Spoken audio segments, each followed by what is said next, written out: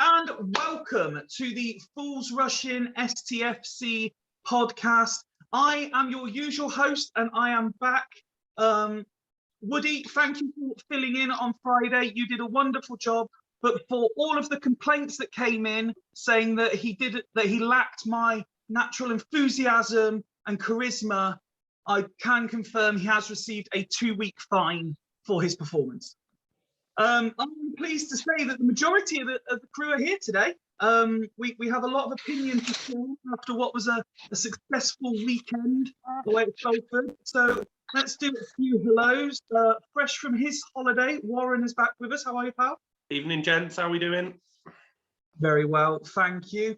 Fresh from working early, Craig is with us. I'm looking fresh because I didn't work early today. I'm off, so yeah, that's why I'm looking and feeling fresh, mate. God's sake, Fifey, at least I found out a bit of information about our panelists. Jeez. It was your level of preparation that everyone commented on, mate. Back with us as is usual practice for him. Ben, how are you, pal? Is it me? Hello. You cut out for a second. I'm sorry. The only Ben in the panel. Yeah, I'm good, thanks. Hello, Stephen. Helping to bring the average age of the group down a bit. Rich is with us. Evening, all right, guys. Despite his 2-week fine, Woody is here and is happy to take over presenting duties whenever I disappear off screen. Not for 2-week fine, I won't.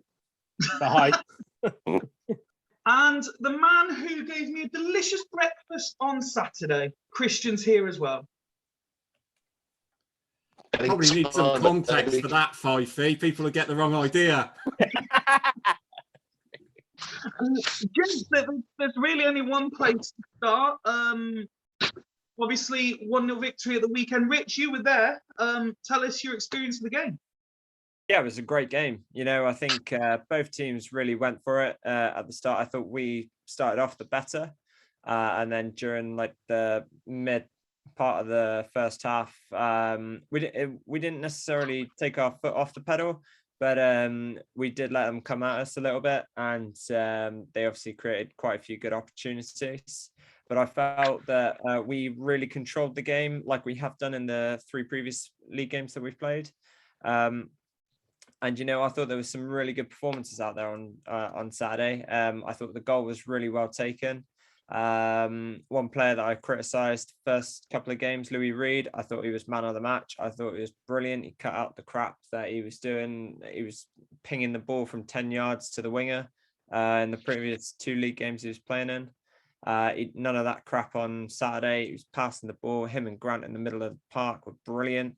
Yeah, it was fantastic, and what an atmosphere it was. I mean, again, we outsung a home attendance, and you know, Swindon Town, we're coming up in numbers this season, so I think all the other teams need to take notice, especially the small clubs like the Scunthorpe and Salford. I mean, Salford had a home attendance of 1,400 and we had an away attendance of 761.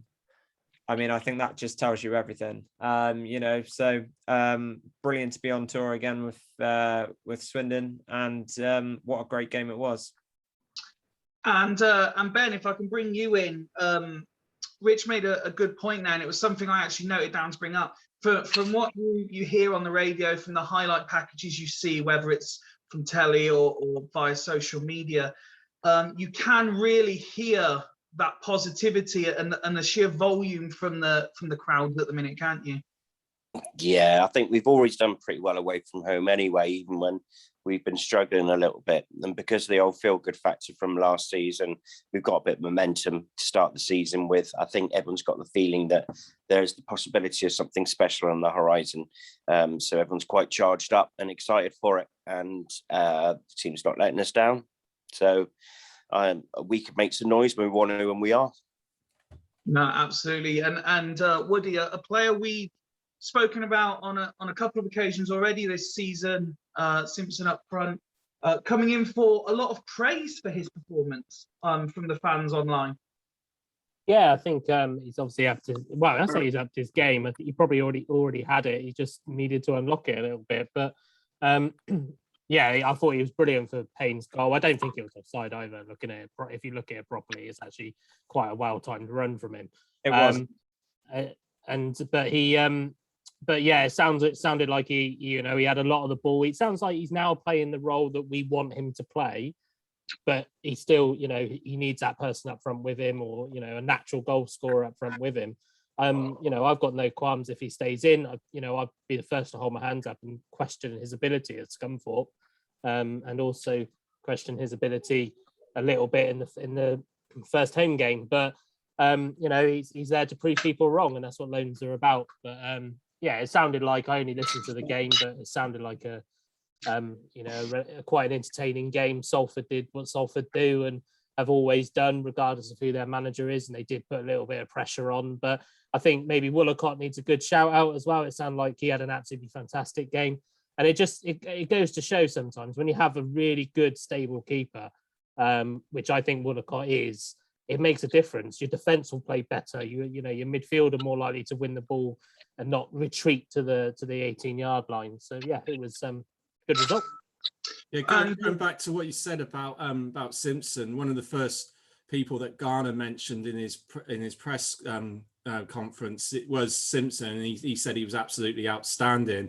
I didn't see the game, just the highlights, but it just goes to show it was a remarkable improvement. And same as you, Woody, I haven't got a problem with him staying in the team. I just hope he gets a goal soon enough just to help his confidence, because he is a striker at the end of the day, and strikers do thrive on goals. So let's hope he gets a goal that he deserves. He was really close with that one effort where he lobbed it over the keeper at a difficult angle, and it just went wide. I mean, just to use that technique to do that, even though I think it was quite wide in the end, it just shows that he has got something about him, and hopefully he will get that goal and go from strength to strength. Do you know what I think about Simpson? I think he's actually better on the wing, to be honest, because he did it against Scunthorpe and he did it against Salford at the weekend. He in the right back position, he got the ball, he turned him, and because he's got a lot of pace as well. He just beat the right back and he cut the ball in into the area, and he just crossed it in. And I thought, because he's got the strength, he's got the pace, and he can beat off defenders. If he did that when he's central, because he is leading the line, he is central striker, it's much harder to do than beating a right back. But I think he's definitely got it in him, and he's only 19 years old, so he's got a lot to learn in this team, and I think he can do it. I think the early signs that he's showing, he can definitely pull something off being a Swindon Town player, and hopefully, again, it's only 4th game into the season, give him time, and I think he'll prove a lot of people wrong. And Warren, if I can bring you in and pull up a comment that Woody made, because as is common practice now, he's jumping in my seat at every possible opportunity. I did want to highlight the fact that Woolacott got into the official team of the week, and game on game, he's getting more and more praise, isn't he?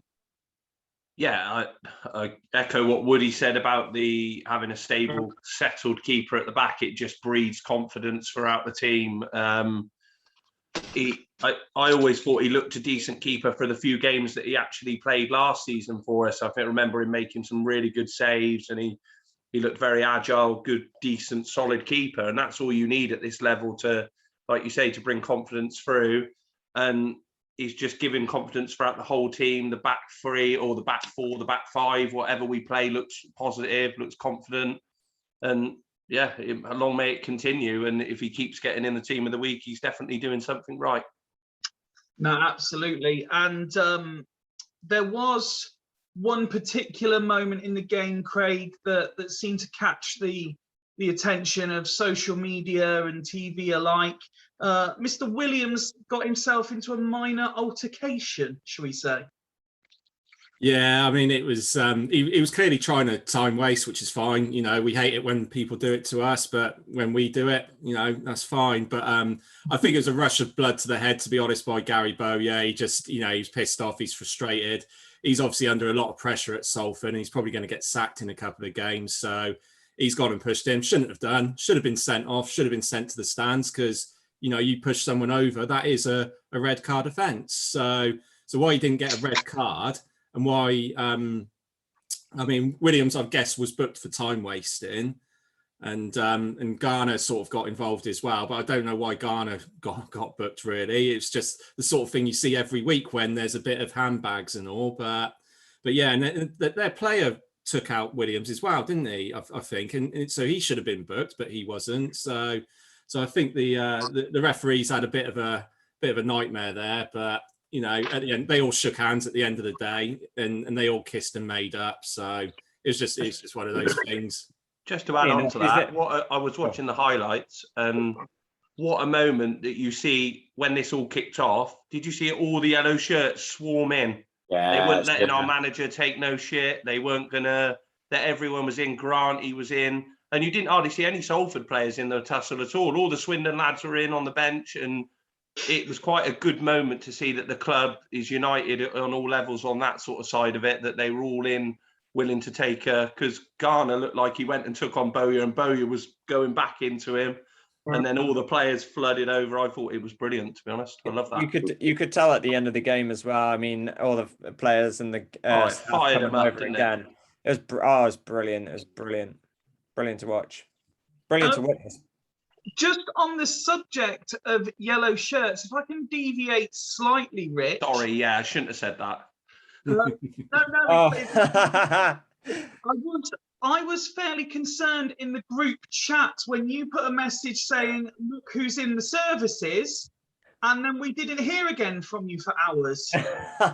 To be fair, I was driving, but yeah, no, it was an interesting one. To be fair, I went into the services and got a McDonald's, as you do. And there was about 10 or 11 Oxford fans, and there was only me and this the person I was with, and I was absolutely no, I wasn't bricking it because I had my jumper on, so I didn't actually have my Swindon shirt showing. So I was just I went up to check my order, and I came back, and there was still like a load of Oxford fans there, and I came what happened? Oh yeah, no, I think this one Oxford fan clocked that I was wearing a red jersey, and he just said to me, "I think that's a Swindon fan there." I was just like, oh. I was like, and they clocked me. But no, as soon as we went out to my car, the Tap and Barrel coach turns up, and then they all get out and just start singing Oxford cunts. Well, that was going to be my follow-up question. Despite the initial 11-2 odds against you, were you tempted to start singing Owen Doyle songs? Absolutely fucking not. I know. I really wish I had the bollocks to do that, but I've got too much to live for, mate. I'm only 25, so I've got a lot more to live for on that one. So absolutely not. No. It wouldn't have been fair on those Oxford pensioners. They were busy drinking their tea, wasn't it, Rich? Didn't want to disturb them. Craig, let's move away from the game then, and let's talk about the interview that came out just beforehand with Ivo Graham and Anthony Grant. I know I enjoyed watching it. I know you did as well, and a few of you other guys commented on it. Sorry, Sophie, I can hardly hear you. Can you repeat that? Yeah, 1 second. I bet it's his phone that's ringing. Is that any better? Yeah, that's it, mate. Yeah, I can hear you. That's better. Oh, no. Is that better? Yeah, that's good, mate. Yeah. Okay. So that will obviously be edited out. I was just saying, away from the game, the interview that came out between Ivo Graham and Anthony Grant, I know we both watched it. I know a few of the other guys here watched it. I thought it was an enjoyable watch, and you can certainly take quite a bit from it. Yeah, it was good. Obviously, Ivo Graham on top form as always. I love him. I think he's hilarious. His little clips where he's going around the grounds in London and everything are absolutely hilarious. The West Ham one you've got to watch it. It's brilliant. But one of the things that I picked out from that was when he was when Grant was saying about how toxic it was playing last season under that regime. He didn't mention Sheridan, obviously, by name, but he pretty much all but said that the reason that the atmosphere in the dressing room and the working environment they were in was extremely toxic was basically down to Sheridan. So, but in contrast, he was also talking about what it's been like under Ben Garner, all the new people coming in, everyone's buying into what Ben Garner wants, the style of football. The camaraderie amongst the players, which, as we just mentioned, when with that little tussle with Gary Bowyer, everyone piled in, and that just shows in such a short space of time they've got a good team spirit. But also that team spirit helped grind out that 1-0 win. If it wasn't for Woodacott, we wouldn't have got anything, I don't think, in the end. So for us to grind out that win with not our best performance of the season, but from what I can gather from the highlights, that's what good teams are made of, and and I think the team spirit, the team bonding between that squad has helped contribute towards that. So yeah, it was interesting what Grant was saying about that, and just gave us a bit of an insight into a player's feelings of what it was like working under Sheridan last season, where most of the players have been a bit coy about it, haven't they? Yeah, absolutely. Have any of the rest of you had a chance to watch it yet? Yeah, I watched it. I watched it makes me laugh because obviously we all love the general. He's an absolute legend, but he half look a bit awkward in interviews sometimes, doesn't he? But yeah, I thought, in terms of what he was saying, kind of almost expected it now. To be fair, he's probably getting bored of speaking about last season, to be totally honest. I think I very much got the impression from the interview that he was very much, I want to focus on this season. He's a true leader at heart. We all know it. There's a question, why he wasn't captain. Maybe it's because Conroy and Payne did stay over the unpaid period, possibly might have helped. But it's he's the general at the end of the day, and I know he's quite a laugh as well. He's a bit of a I've heard he's a bit of a joker in the dressing room, so that's probably the reason he didn't get the skipper. I don't think he probably don't want it. He probably likes the title, doesn't he? And I was listening to an interview with him, and they were saying, "Oh, you must be the dad of the group now," and he goes, "No, I'm still the child at heart." Do you know what I mean? And he mucks around with all of them. Sorry, Rich, you were going to jump in as well there. Oh no, I was just going to say, yeah, I listened to it as well. Yeah, I thought it was a good interview. I like the fact that Grant's taken Kessler Hayden under his wing as well. I think that's really good to hear. I mean, a man of the generous experience with a really talented kid like Kessler Hayden can only bode well for him. So no, fantastic that those two are quite well associated and get on really well. Yeah, no, I completely agree. A point I wanted to make, and it continues the theme around the feel-good factor, and I'll open it up to all of you if you've seen similar things, but Christian, start with you as you've been waiting patiently to get involved. Something I noticed during my trip, I got to spend the weekend down in Swindon myself, seeing family, and while I was pottering around different places, one thing that is always an indicator to me is sort of how many kids, probably forced more than by want, are walking around in Swindon Town kits. And you can always tell, I find, particularly in places like Swindon, where if Swindon aren't doing well, you're seeing more people in Liverpool, Man City, Chelsea kits. But this weekend, I saw a lot of the kids walking around in Swindon Town kits, and I always find that a great indicator of the club is in a place where the fans are happy and they're doing reasonably well, which is why parents are embodying that and subjecting their kids to wearing Swindon kits instead of Man City, Liverpool and Chelsea. Christian, are you seeing the same things as well? You're on mute. You're muted, Christian. Christian? Well, is he back? Yeah, I do see it. I do see it a bit more. Not like anything to the extent of the good old days, you do get a few kids with new shirts, and it is all driven by the parents. And hopefully, what you'll see now under new ownership is the real drive to work with the likes of, I can't even remember what football community are called now, and get these kids along to games and give them incentives to come along, and we can bridge the gap where there is that future generation that will want to grow up to be town supporters. Rich, as the youngest one amongst us, where do you see the club needing to sort of pinpoint that in terms of really getting this feel-good factor in with the really young town supporters to keep them there as they get older? I mean, I think it's come to a good start, to be honest with you. I know we're only very new into the new regime, and I think it's gonna take time.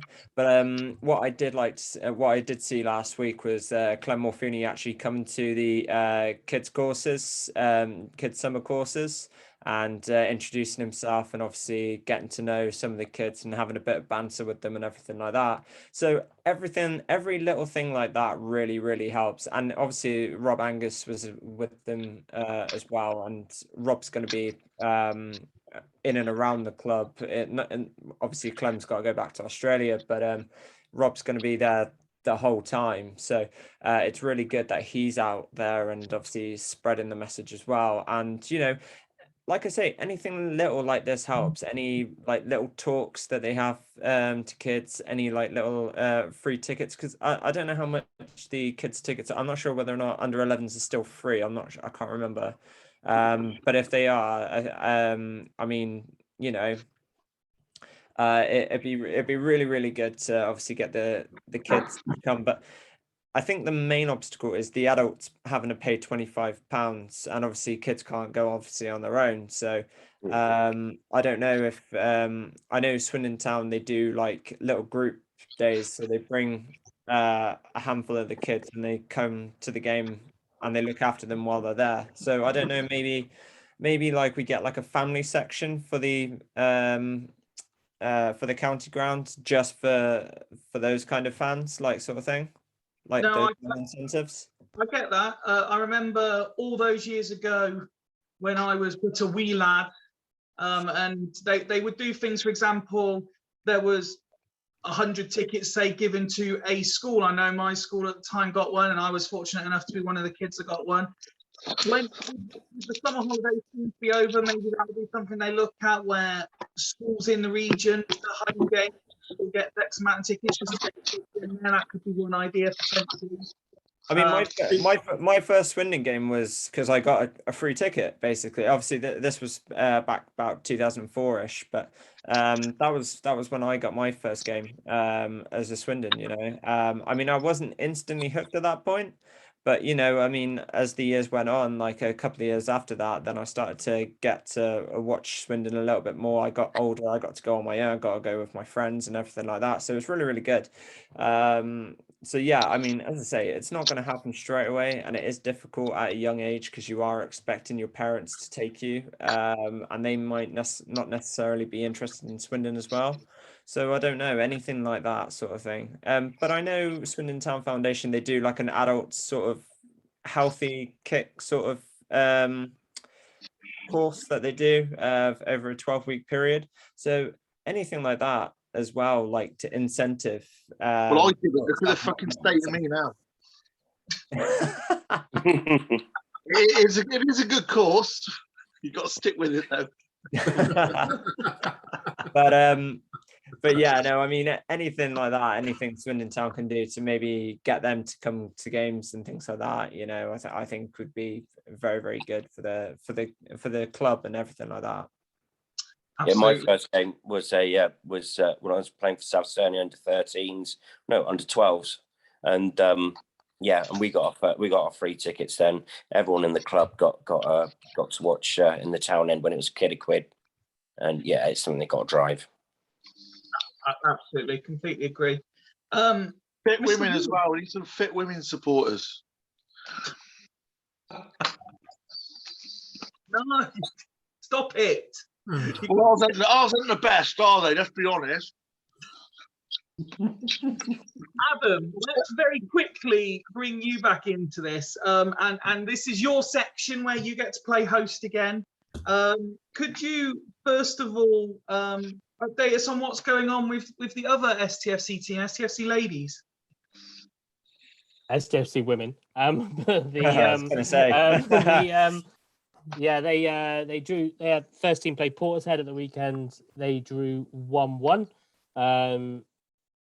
They probably were expecting to win, to be totally honest. I didn't go, but it sounds like they were all over them as well. So I got a message from one of the players yesterday, basically saying that they should have absolutely battered them. They had so many chances. They weren't a very good team, but it was just one of those games. I think the Portishead goal was an own goal, and but I think it was a little bit of brilliance from Swindon in the end to get the equaliser. But again, it was one of those games, but they'll get their first win hopefully sooner rather than later. They're a good team.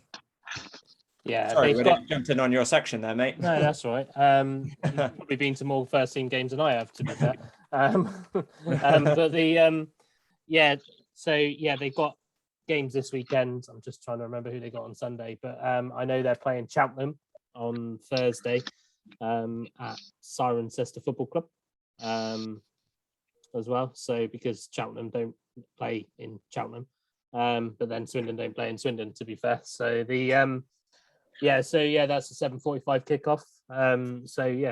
Get down there if you've got nothing else to do, or if you have got something else to do, cancel it. And then the development is still playing pre-season friendlies. My lot have their first game on Wednesday against Melksham, who are a very good side, I've heard. So that's about it for the plug. Is really. that home or away, Woody? At Melksham. Yeah. And while we've got you directing traffic on the show at the minute, we also have the Fools Rush in Fantasy Premier League. It's worth noting we are recording during the West Ham Leicester game. I already know you're going to tell me that I've done particularly badly, despite having Lukaku as captain. And I also have, I believe, 3 Leicester players in the team, and they're currently 1-0 down. So that's not going to do my cause any better either. Yeah, so on the Fantasy Premier League, who was it? Was it Ben that was celebrating the fact that he was top after the lunchtime kickoff on Saturday? got to the lunchtime kickoff. I've also got Leicester players, 3 of them in the squad, and I was counting on them to bolster me up the league, and they let me down today. So as it stands, Gary's jumped to top with his Jigger 11. He had Calvert-Lewin as captain. That's probably why. And he had James in his team from Chelsea. I'm in second. Kieran's third, flying without Ings. Rich is fourth. Flying without Ings, by the way, is a very apt name when you consider his goal as well. Yeah. Ned's fifth. Ben's 3 draws for a win went from top to 6th in 24 hours. No, probably in less than 2 hours. Wazza is no longer the strongest manager in the league. He is now 7th, and Fifey, you are currently the strongest manager in the league, holding up the rest. But we're doing all right. There's only, quick maths, 23 points that separate top and bottom. Long way to go. Could all change tonight. It's a marathon, not a sprint. Exactly. And it's Southampton women at home on Sunday that Swindon have got. Thank you very much. So with the bank holiday weekend coming up, we are looking at maybe throwing some extra content together. More on that to follow. Keep an eye out on Twitter and Facebook, etc., for announcements on 1 or 2 maybe special episodes we'll be doing later in the week or over the bank holiday weekend. But Swindon do have a fixture. Let's have a quick talk about our expectations for next weekend, if we can. I'll go in the order you appear on my screen. So again, as usual, open the floor up to anything you want to say ahead of it. If you could end with a match prediction, that would be very helpful. Warren? When we did the preview, I thought Mansfield would be right up there, and I've seen nothing different to indicate that they won't be up there. I think it's down mainly to the manager. I think Clough will make sure that they're that end of the thing. they're going to be a physical side. We're going to come up against teams like this all the time that are going to be difficult to beat. They're going to have big centre halves. I've saw James Perch is playing there at the moment, which I think was one hell of a signing for them. I think he was there last season. But I think if it's all down to us, and I've heard Garner in the interviews always say that they don't really concentrate a lot on the opposition. We respect the opposition, but it's more about what we do on the pitch. If we play our correct football and do what we need to do, then we'll win a lot more games than we lose. So I'd hate to say it, but I really fancy us at home. I think with the moment with the fans through the doors and great atmosphere we have at the club, I think we could be in with a big chance, and I fancy us to win 2-0 on Saturday. Craig? Yeah, I mean, looking at like Mansfield's results, they've scored and conceded in all 4 games so far. So I think there will be plenty of goals in this game.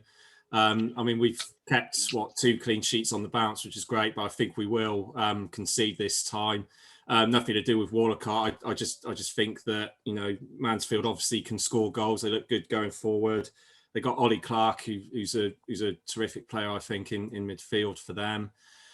So I'm afraid to say I think our first win at home is going to be a little bit longer. So I'm going to go for 2-2. Excellent. Just to take a pause from the predictions for a minute, because I can see Rich looking to one side, Adam was looking to one side, Christian's been looking to one side the whole time, and even I've been guilty of it. I'm presuming you've all got the football on in the background. And I hope no one's got Perez. That was. I hope no one's got Perez in their dream team. That is never a red card. No, what? That's a red card all day. That's a leg breaker. Fifey, that is a leg breaker, mate. That I knew it straight away. That's a red card. I appreciate that it's. That is I watched Coronation Street. I don't know what you're on. No control over what's going on there. Anyway. Oh, that's horrible challenge. Now you're all wound up. Tell me about Mansfield. Well, sadly, I'm not going to be there on Saturday because I'm at Reading Festival. However, I thought if we can bring what we did to the last few games that we have done, which I have no doubt we will, play good football. The defense is getting stronger, like we've all said. So I do fancy us. I haven't really been paying too much attention to Mansfield. I'm not really 100% sure as to how they're getting on, but we can beat any team on our day. I truly believe that. So who knows? I hope we do win. I really do.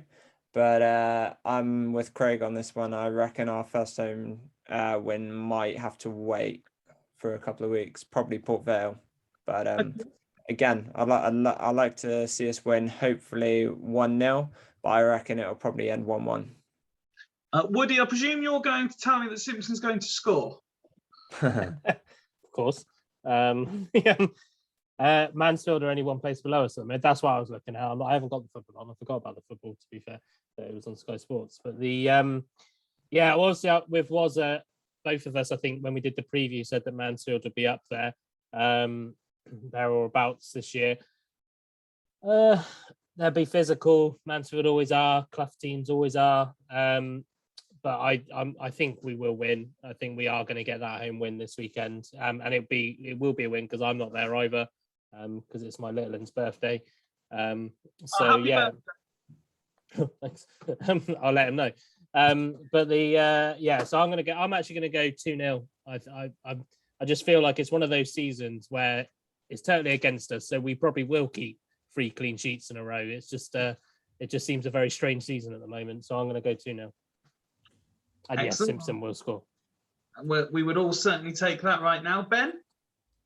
I think it's going to be another frantic game. I think this is going to be probably quite an open game.